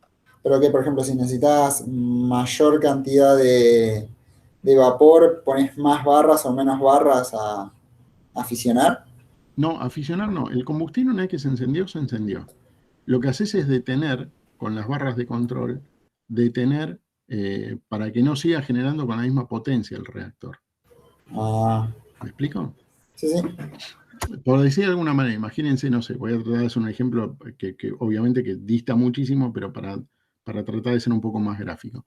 Imagínense que ustedes tienen una fogata en un lugar, y esa fogata siempre tiene el mismo poder de fuego. Supongamos que, no sé, la podemos seguir alimentando continuamente con leña para que siempre tenga la misma intensidad de calor. Ahora, ustedes están a 5 metros de distancia, van a sentir una determinada cantidad de calor, ¿está bien? Si yo en el medio, entre ustedes y la fogata, pongo una pared, bueno, van a sentir menos calor. Ahora, ¿la fogata sigue encendida o ustedes sienten menos calor porque la fogata se apagó? Bueno, pero está bien, pero hay un derrochamiento de energía, se puede decir. Exacto, por eso, pero vos no podés encender un reactor y dejarlo a la deriva. Necesitas controlarlo de alguna manera, ya sea por una parada técnica, una parada de emergencia. Podés tener también un inconveniente en la parte generadora, en la parte de intercambio del calor, de lo que es el núcleo, con intercambio de calor con la primera etapa, que es la que termina generando el vapor. Bueno, todo eso tiene que estar regulado y por eso también están las barras de control para hacer esas regulaciones. ¿Me explico? Sí, queda claro. Bueno, agua pesada. Entonces, ¿qué es el agua pesada? ¿Qué es el agua? Me van a poder contestar porque lo conocen. ¿Qué es el agua? H2O. H2O. ¿Está bien? Y dentro de todo, la Argentina también es productor de agua pesada. Pero bueno, ¿qué es agua pesada? H2O. Como yo les había comentado, el átomo más elemental dentro de la naturaleza es el átomo de hidrógeno. ¿Qué es el átomo de hidrógeno? Bueno, lo pueden buscar en la tabla periódica y van a ver que en su composición estable tiene un electrón girando alrededor de un protón. Un protón tiene carga positiva, obviamente que este es un esquema, ¿no? Porque en el mundo atómico no son así las cosas, son infinitesimales, pero bueno, para dar un esquema. Entonces, ¿qué tenemos en el medio? Un protón en el núcleo, un protón y un electrón girando a su alrededor. Bueno, ahora, ¿qué sucede con el agua, con la molécula de agua? Porque esto es una molécula de agua. Una molécula de agua lleva 2 átomos de hidrógeno y un átomo de oxígeno. Si tuviéramos que graficarlo, no sé si recuerdan de cuando estudiaron química, hay algo que se llama valencia. La valencia es como decir, bueno, dicho en criollo, como si los átomos tuvieran una mano para poder agarrarse a otro átomo. En realidad lo que hacen es bueno, esa conexión a niveles orbitales de los electrones que circulan y eso es lo que permite la unión de las moléculas. Pero si yo lo tuviera que graficar, sería algo así. Sería un átomo de hidrógeno, otro átomo de hidrógeno, y esa unión que se da viene dado por un bracito en el caso del hidrógeno, y el oxígeno, esta es una O de oxígeno, tiene 2 bracitos. Entonces de esa manera se arma la molécula de agua. Un átomo de oxígeno y 2 átomos de hidrógeno. Bueno, Eso es lo que se llamaba uniones covalentes o algo así. exactamente. Bueno, entonces, ahí yo tengo la molécula de agua. Por eso decimos H2O. 2 átomos de hidrógeno con 1 de oxígeno. Ahora, el átomo de hidrógeno tiene un electrón girando alrededor y un protón en el centro. Ahora, ¿qué pasa si yo tengo la posibilidad de meter en el núcleo un neutrón? El neutrón, como bien lo dice la palabra, tiene carga neutra. O sea, no es ni positivo ni es negativo.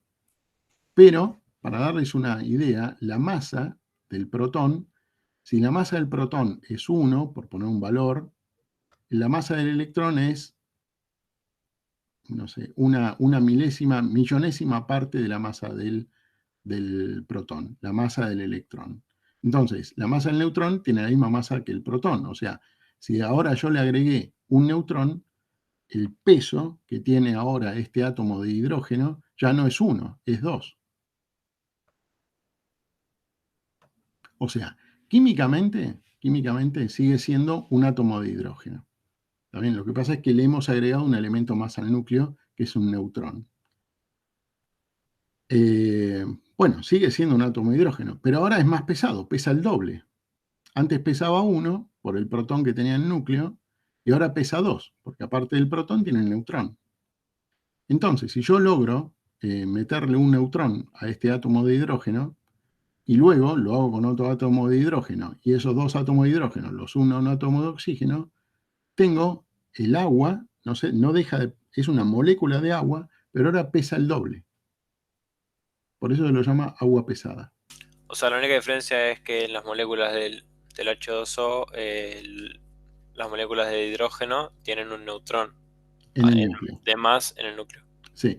Guarda porque el agua pesada, obviamente, digo, ¿no? En el mundo atómico, a veces cuando hablamos, no sé, en un pedacito de algo, hasta en un cabello, hay millones y millones de átomos.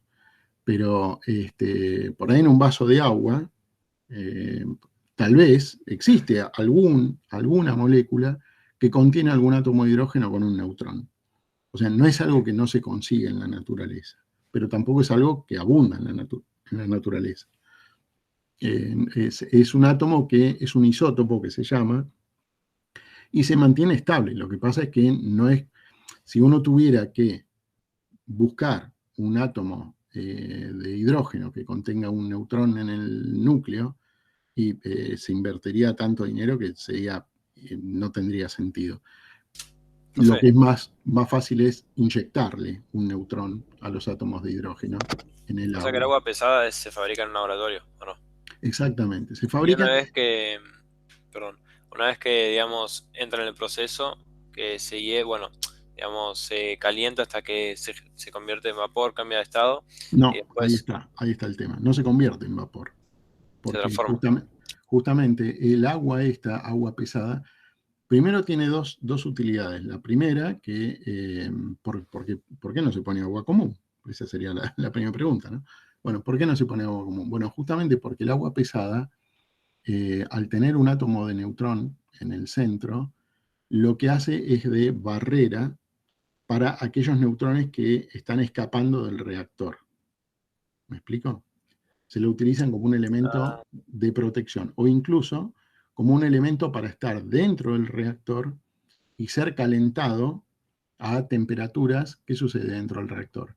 Esta agua pesada que inunda el reactor se calienta como efecto del desprendimiento de la energía que se libera por la fisión, pero está contenida, por eso no sé quién había dicho, Lautaro, era lo del gran termotanque. Sí, la otra vez. Bueno, está contenida dentro de ese gran termotanque, está contenida ahí adentro. Pero claro, no es un termotanque como el que tenemos nosotros en nuestro domicilio, porque es un termotanque que va a tener agua a muy alta temperatura y a muy alta presión. Pero esta agua pesada entonces no, digamos, no cambia de estado a vapor. No, se calienta a muy alta temperatura. Se calienta a muy alta temperatura y ahí viene un proceso donde, imagínate, hay algo que se llama intercambiador de calor, que es lo siguiente. Vos imaginate que yo tuviera, supongamos, esta es una tubería, ¿no? Como si yo estuviera mirando una tubería. ¿Está bien? Imagínate como si yo tuviera un caño y adentro de ese caño meto otro caño. O bueno, como es un serpentín en un calefón. ¿Vieron cómo es un serpentín en un calefón? ¿Lo conocen o no? Porque por ahí Sí, sí, yo lo conozco. Bueno, imagínate que yo tengo una tubería por la cual circula agua. Y adentro de esta tubería circula otra, tengo otra tubería, ¿sí? Que es la que va al reactor. Entonces, el agua que entra por acá es agua a muy alta temperatura que viene del reactor, que se ha calentado del reactor, ¿sí? Ahora, ¿qué pasa? Cuando pasa esta tubería dentro de esta otra tubería, o bueno, yo digo pasa por adentro, no hace falta que pase por adentro, pueden estar una pared con la otra. ¿Qué va a pasar? ¿Se va a enfriar o se va a calentar? Se va a enfriar, claro, es como el aire acondicionado. Bueno, ponele. Sí, lo que pasa en el aire acondicionado se da con una gases. compresión y descompresión de gases, y acá es con agua y agua, pero no son aguas que se tocan entre sí, sino que el poder calorífico que viene del agua caliente del reactor calienta agua de otro circuito, ahí es donde se produce el intercambio de energía calórica, calienta agua de otro circuito, y esta es el agua que después se transforma en vapor. ¿Me explico? Digamos, el agua utilizada para la refrigeración es la que se calienta y se evapora. Exactamente. O sea, el agua que está contenida dentro del núcleo se calienta a muy alta presión, se calienta a muy alta temperatura con una gran presión. Pero no se evapora. Pero no se evapora. La que se evapora es que cuando sucede que esa agua entra en contacto no entra en contacto directo, son dos caminos distintos, pero están unidos, y ahí es donde se produce. Es como un caño dentro de otro caño. Exactamente. Y ahí se produce el intercambio de calor, como si fuera el refrigerador de un auto, ¿no? ¿Qué pasa? El motor está caliente, pero el agua va y en el radiador. Sería como un radiador, claro. Que exactamente. El aire que pasa por el radiador vendría a ser el agua, ¿no? El agua del segundo circuito. Acá son tres circuitos de agua. El primer circuito, que es el que está dentro del reactor. El agua pesada. Con agua pesada, claro. Este es el primer circuito. ¿Sí? El segundo circuito es el que hace el intercambio con el agua que se termina transformando en vapor. ¿Sí? Sí. Y ese vapor es el que termina moviendo las turbinas del generador. ¿Sí? O sea, en realidad, entonces la razón por la cual se usa agua pesada es para que no se escapen los neutrones. Es para controlar, claro, que la reacción, digamos, que en ese intercambio de energía, vos no estés llevando radiación al próximo circuito. ¿Sí? Y el agua pesada ¿No se evapora porque el agua pesada no se evapora o no se evapora porque está dentro de un circuito cerrado? No, ahí son las dos cosas. Esperá porque vamos a la próxima diapositiva, creo que estaba. Oh, vamos. Vamos, primero esta. No, el tema es así. Primero, el agua pesada es agua pesada, ya explicamos de qué se trata, pero no deja de ser agua. Sus propiedades, sus cualidades como agua siguen siendo las mismas. Punto de fusión, punto de ebullición, siguen siendo las mismas. Pero ¿qué sucede? Vieron que, no sé si saben, pero si uno tuviera la posibilidad, bueno, si alguna vez lo han hecho, bien, porque es una linda experiencia. Yo nunca lo hice, ¿no? Pero digo, si ustedes llegaran a subir, ¿a qué temperatura se evapora el agua? Vamos a aprender 100 ahora. grados. ¿Cuánto? 100 grados. 100 grados. Sobre el nivel Pero del mar. depende de la presión también. Ahí está. Depende Sí, a de Eso, una- 100 grados una a atmósfera. atmósfera sería, ¿no? Exactamente. Entonces tenemos 100 grados. Profe, ¿es cierto que en el norte el agua hierve antes? Exactamente. ¿Por qué? Bueno, no, No sé, no le porque estoy sea en el preguntando a usted, norte. No porque sea el norte. Estás hablando del noreste, que son Por las zonas altura. más elevadas, claro. Ahí lo dijeron recién y lo dijeron bien. 100 grados de temperatura, en este eje tenemos la temperatura. 100 grados de temperatura, punto de ebullición, el C es el punto de ebullición. 100 grados de temperatura se logran cuando tenemos una presión de una atmósfera. Una presión de una atmósfera es la presión a la cual estamos acostumbrados si estaríamos al nivel de 1 metro de la superficie del mar. ¿Sí? Que más o menos la superficie, porque Argentina tiene esa característica, por eso se lo conoce como la Gran Pampa, más o menos es una zona donde estamos a una altura medianamente igual, donde no superamos tantos metros respecto al nivel del mar. Pero ¿qué pasa? Como bien decían recién, yo me voy a lugares donde estoy a mayor altura, me voy a lugares donde estoy a mayor altura, como la zona cordillerana, y la presión es menor. Y al ser la presión menor, ¿sí?, el punto de ebullición cambia. O sea, ahora el punto de ebullición ya no son los 100 grados, me voy más para abajo. Y tal vez el punto de ebullición sea, no sé, 70, 40, depende de la altura. ¿Me explico? ¿Y el agua está igual de caliente? Sí, ¿no? No, el agua no está caliente. La temperatura bajó, lo que cambió es su Pero punto de... por ejemplo, no sé, vos querés, no sé, tomarte un mate que está a 80 grados, tiene que estar a 80 grados el agua, y te vas a un lugar donde estás muy alto, que el agua te hierve a 40 grados. Sí. Va a ser 40, va a estar igual Vas de a caliente. tomar mate frío. Vas a O tomar sea, mate va a estar frío. igual Y la de... temperatura de tu cuerpo es 36 grados y el agua ya a los 40 grados ebullicionó, o sea, hirvió. Claro, ya no puedes tomar... Profe, mate. le cuento algo. Sí. Hace un tiempo yo hice un curso de refrigeración y el profesor, creo que fue en la primera clase, mostró cómo hacía hervir agua, pero fría. El tipo tenía preparado un experimento que era una botella donde se veía el agua adentro, porque la botella era de vidrio blanco, cristalino. Entonces a esa botella tenía como una válvula que le conectaba una bomba de vacío y te mostraba, prendía la bomba de vacío y el agua empezaba a hervir. Tremendo. Exacto. La verdad que es interesante. Le vas bajando el punto de ebullición al dejarla en un entorno donde la presión es menor. Le vas bajando el punto de ebullición. Bueno, pero ese es el experimento, si se quiere, con bajar el punto de ebullición en función de también la baja de la presión. Pero en una central nuclear lo que ocurre es todo lo contrario, o sea, es aumentar el punto de ebullición, pero con presiones mucho más altas. Entonces, de repente, dentro del núcleo atómico, en la parte del reactor, tenemos presiones muy altas, donde el agua todavía es líquida, a temperaturas muy altas. Y nosotros decimos, no, pero ya pasado los 100 grados debería hervir. Sí, Claro, pero no. pasado los 100 grados debería hervir si la presión fuera normal. Eso Es serían esto. 221 atmósferas. Sí, igual este es un gráfico logarítmico, ¿no? Porque fíjense, ¿qué quiere No, decir sí, logaritmo? obvio. ¿Está bien? Pero Este es el punto crítico. No trabajan generalmente a tanta presión, son menos las presiones, pero lo que quiero decir es que son temperaturas superiores a los 100 grados centígrados y lográs con esa presión mantenerla líquida. Entonces, volviendo a lo que decíamos antes, si yo tengo, supongamos esto que decíamos, un serpentín, vamos a suponer acá que tengo un tubo, voy a tratar de dibujarlo mejor ahora.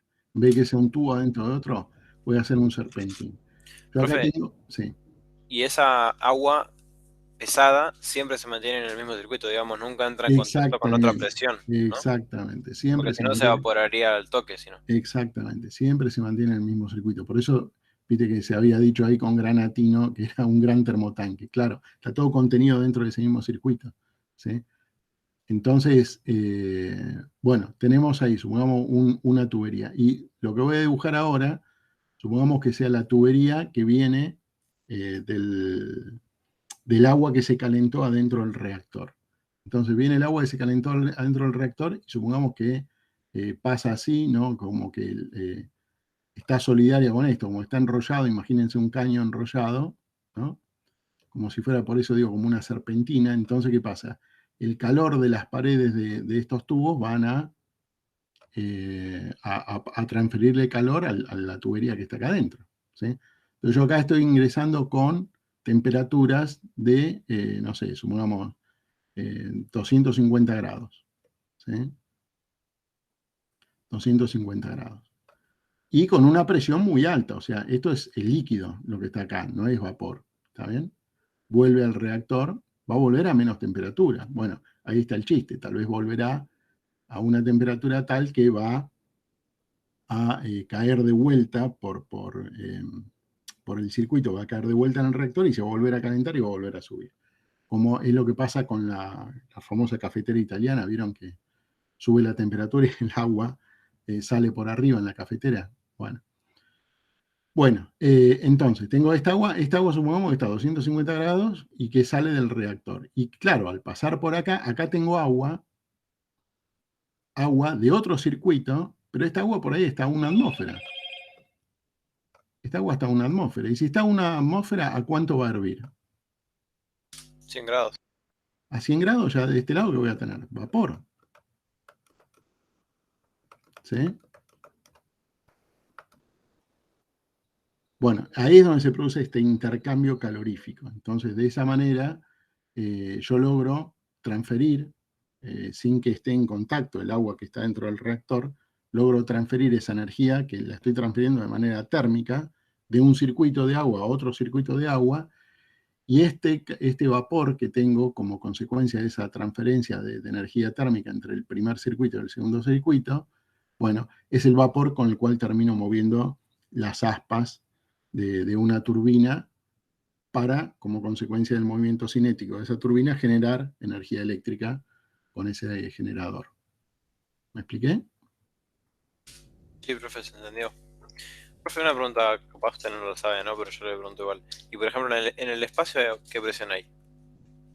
En el espacio. ¿Se puede calentar agua ahí?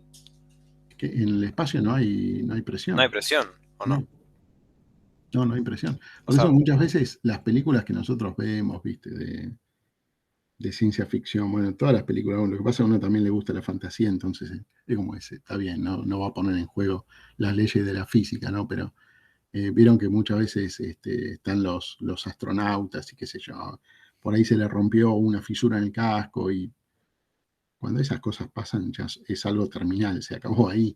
Imagínense, nosotros tenemos el cuerpo, nuestro cuerpo está compuesto en un 70% de agua, estamos a una temperatura para mantenernos vivos, donde estamos más o menos a 36 grados centígrados. Imagínense en un lugar donde no hay presión y la temperatura no es cero absoluto, pero es muy baja, y bueno, cualquier contacto con ese exterior, chau, nos terminamos explotando ahí mismo.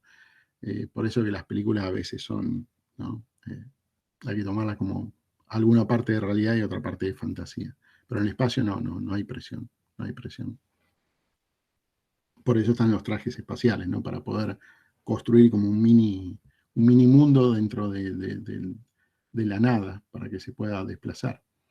Bueno, yo les dije entonces como que hay 3 circuitos. El primer circuito es el circuito adentro del generador que termina calentando el agua, que hace el intercambio con el otro circuito, que es la que termina generando el vapor, y ese vapor después termina yendo a las turbinas que terminan generando la electricidad. Y hay un tercer circuito, que es el circuito refrigerante del vapor. O sea, este es un circuito cerrado, el circuito que viene del núcleo, es un circuito cerrado. Profe, Sí. disculpe, me tengo que retirar. Bueno, dale. Después termino de ver el pedacito que falta. Dale. ¿Listo? Saludos. Bien. Sí, yo también, profe. Bueno, voy perdiendo la audiencia. Ya termino igual. A los que se quedan, ya termino.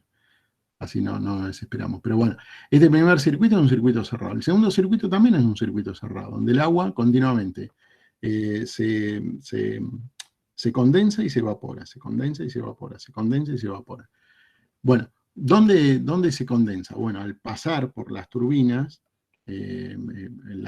también absorben parte de ese calor, más allá del movimiento, pero al salir de la turbina todavía siguen siendo vapor de alguna manera.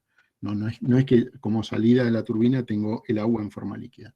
Entonces ahí viene el tercer circuito, que es un circuito refrigerante, que ese ya sí es un circuito abierto, que lo que termina haciendo es transformar, una vez que ya esto pasó por la turbina generadora, transformar lo que sale de la turbina, que sigue siendo vapor todavía, transformar ese vapor en agua líquida que vuelve a inyectarse al circuito, al segundo circuito, porque en realidad, como decía, es un circuito cerrado.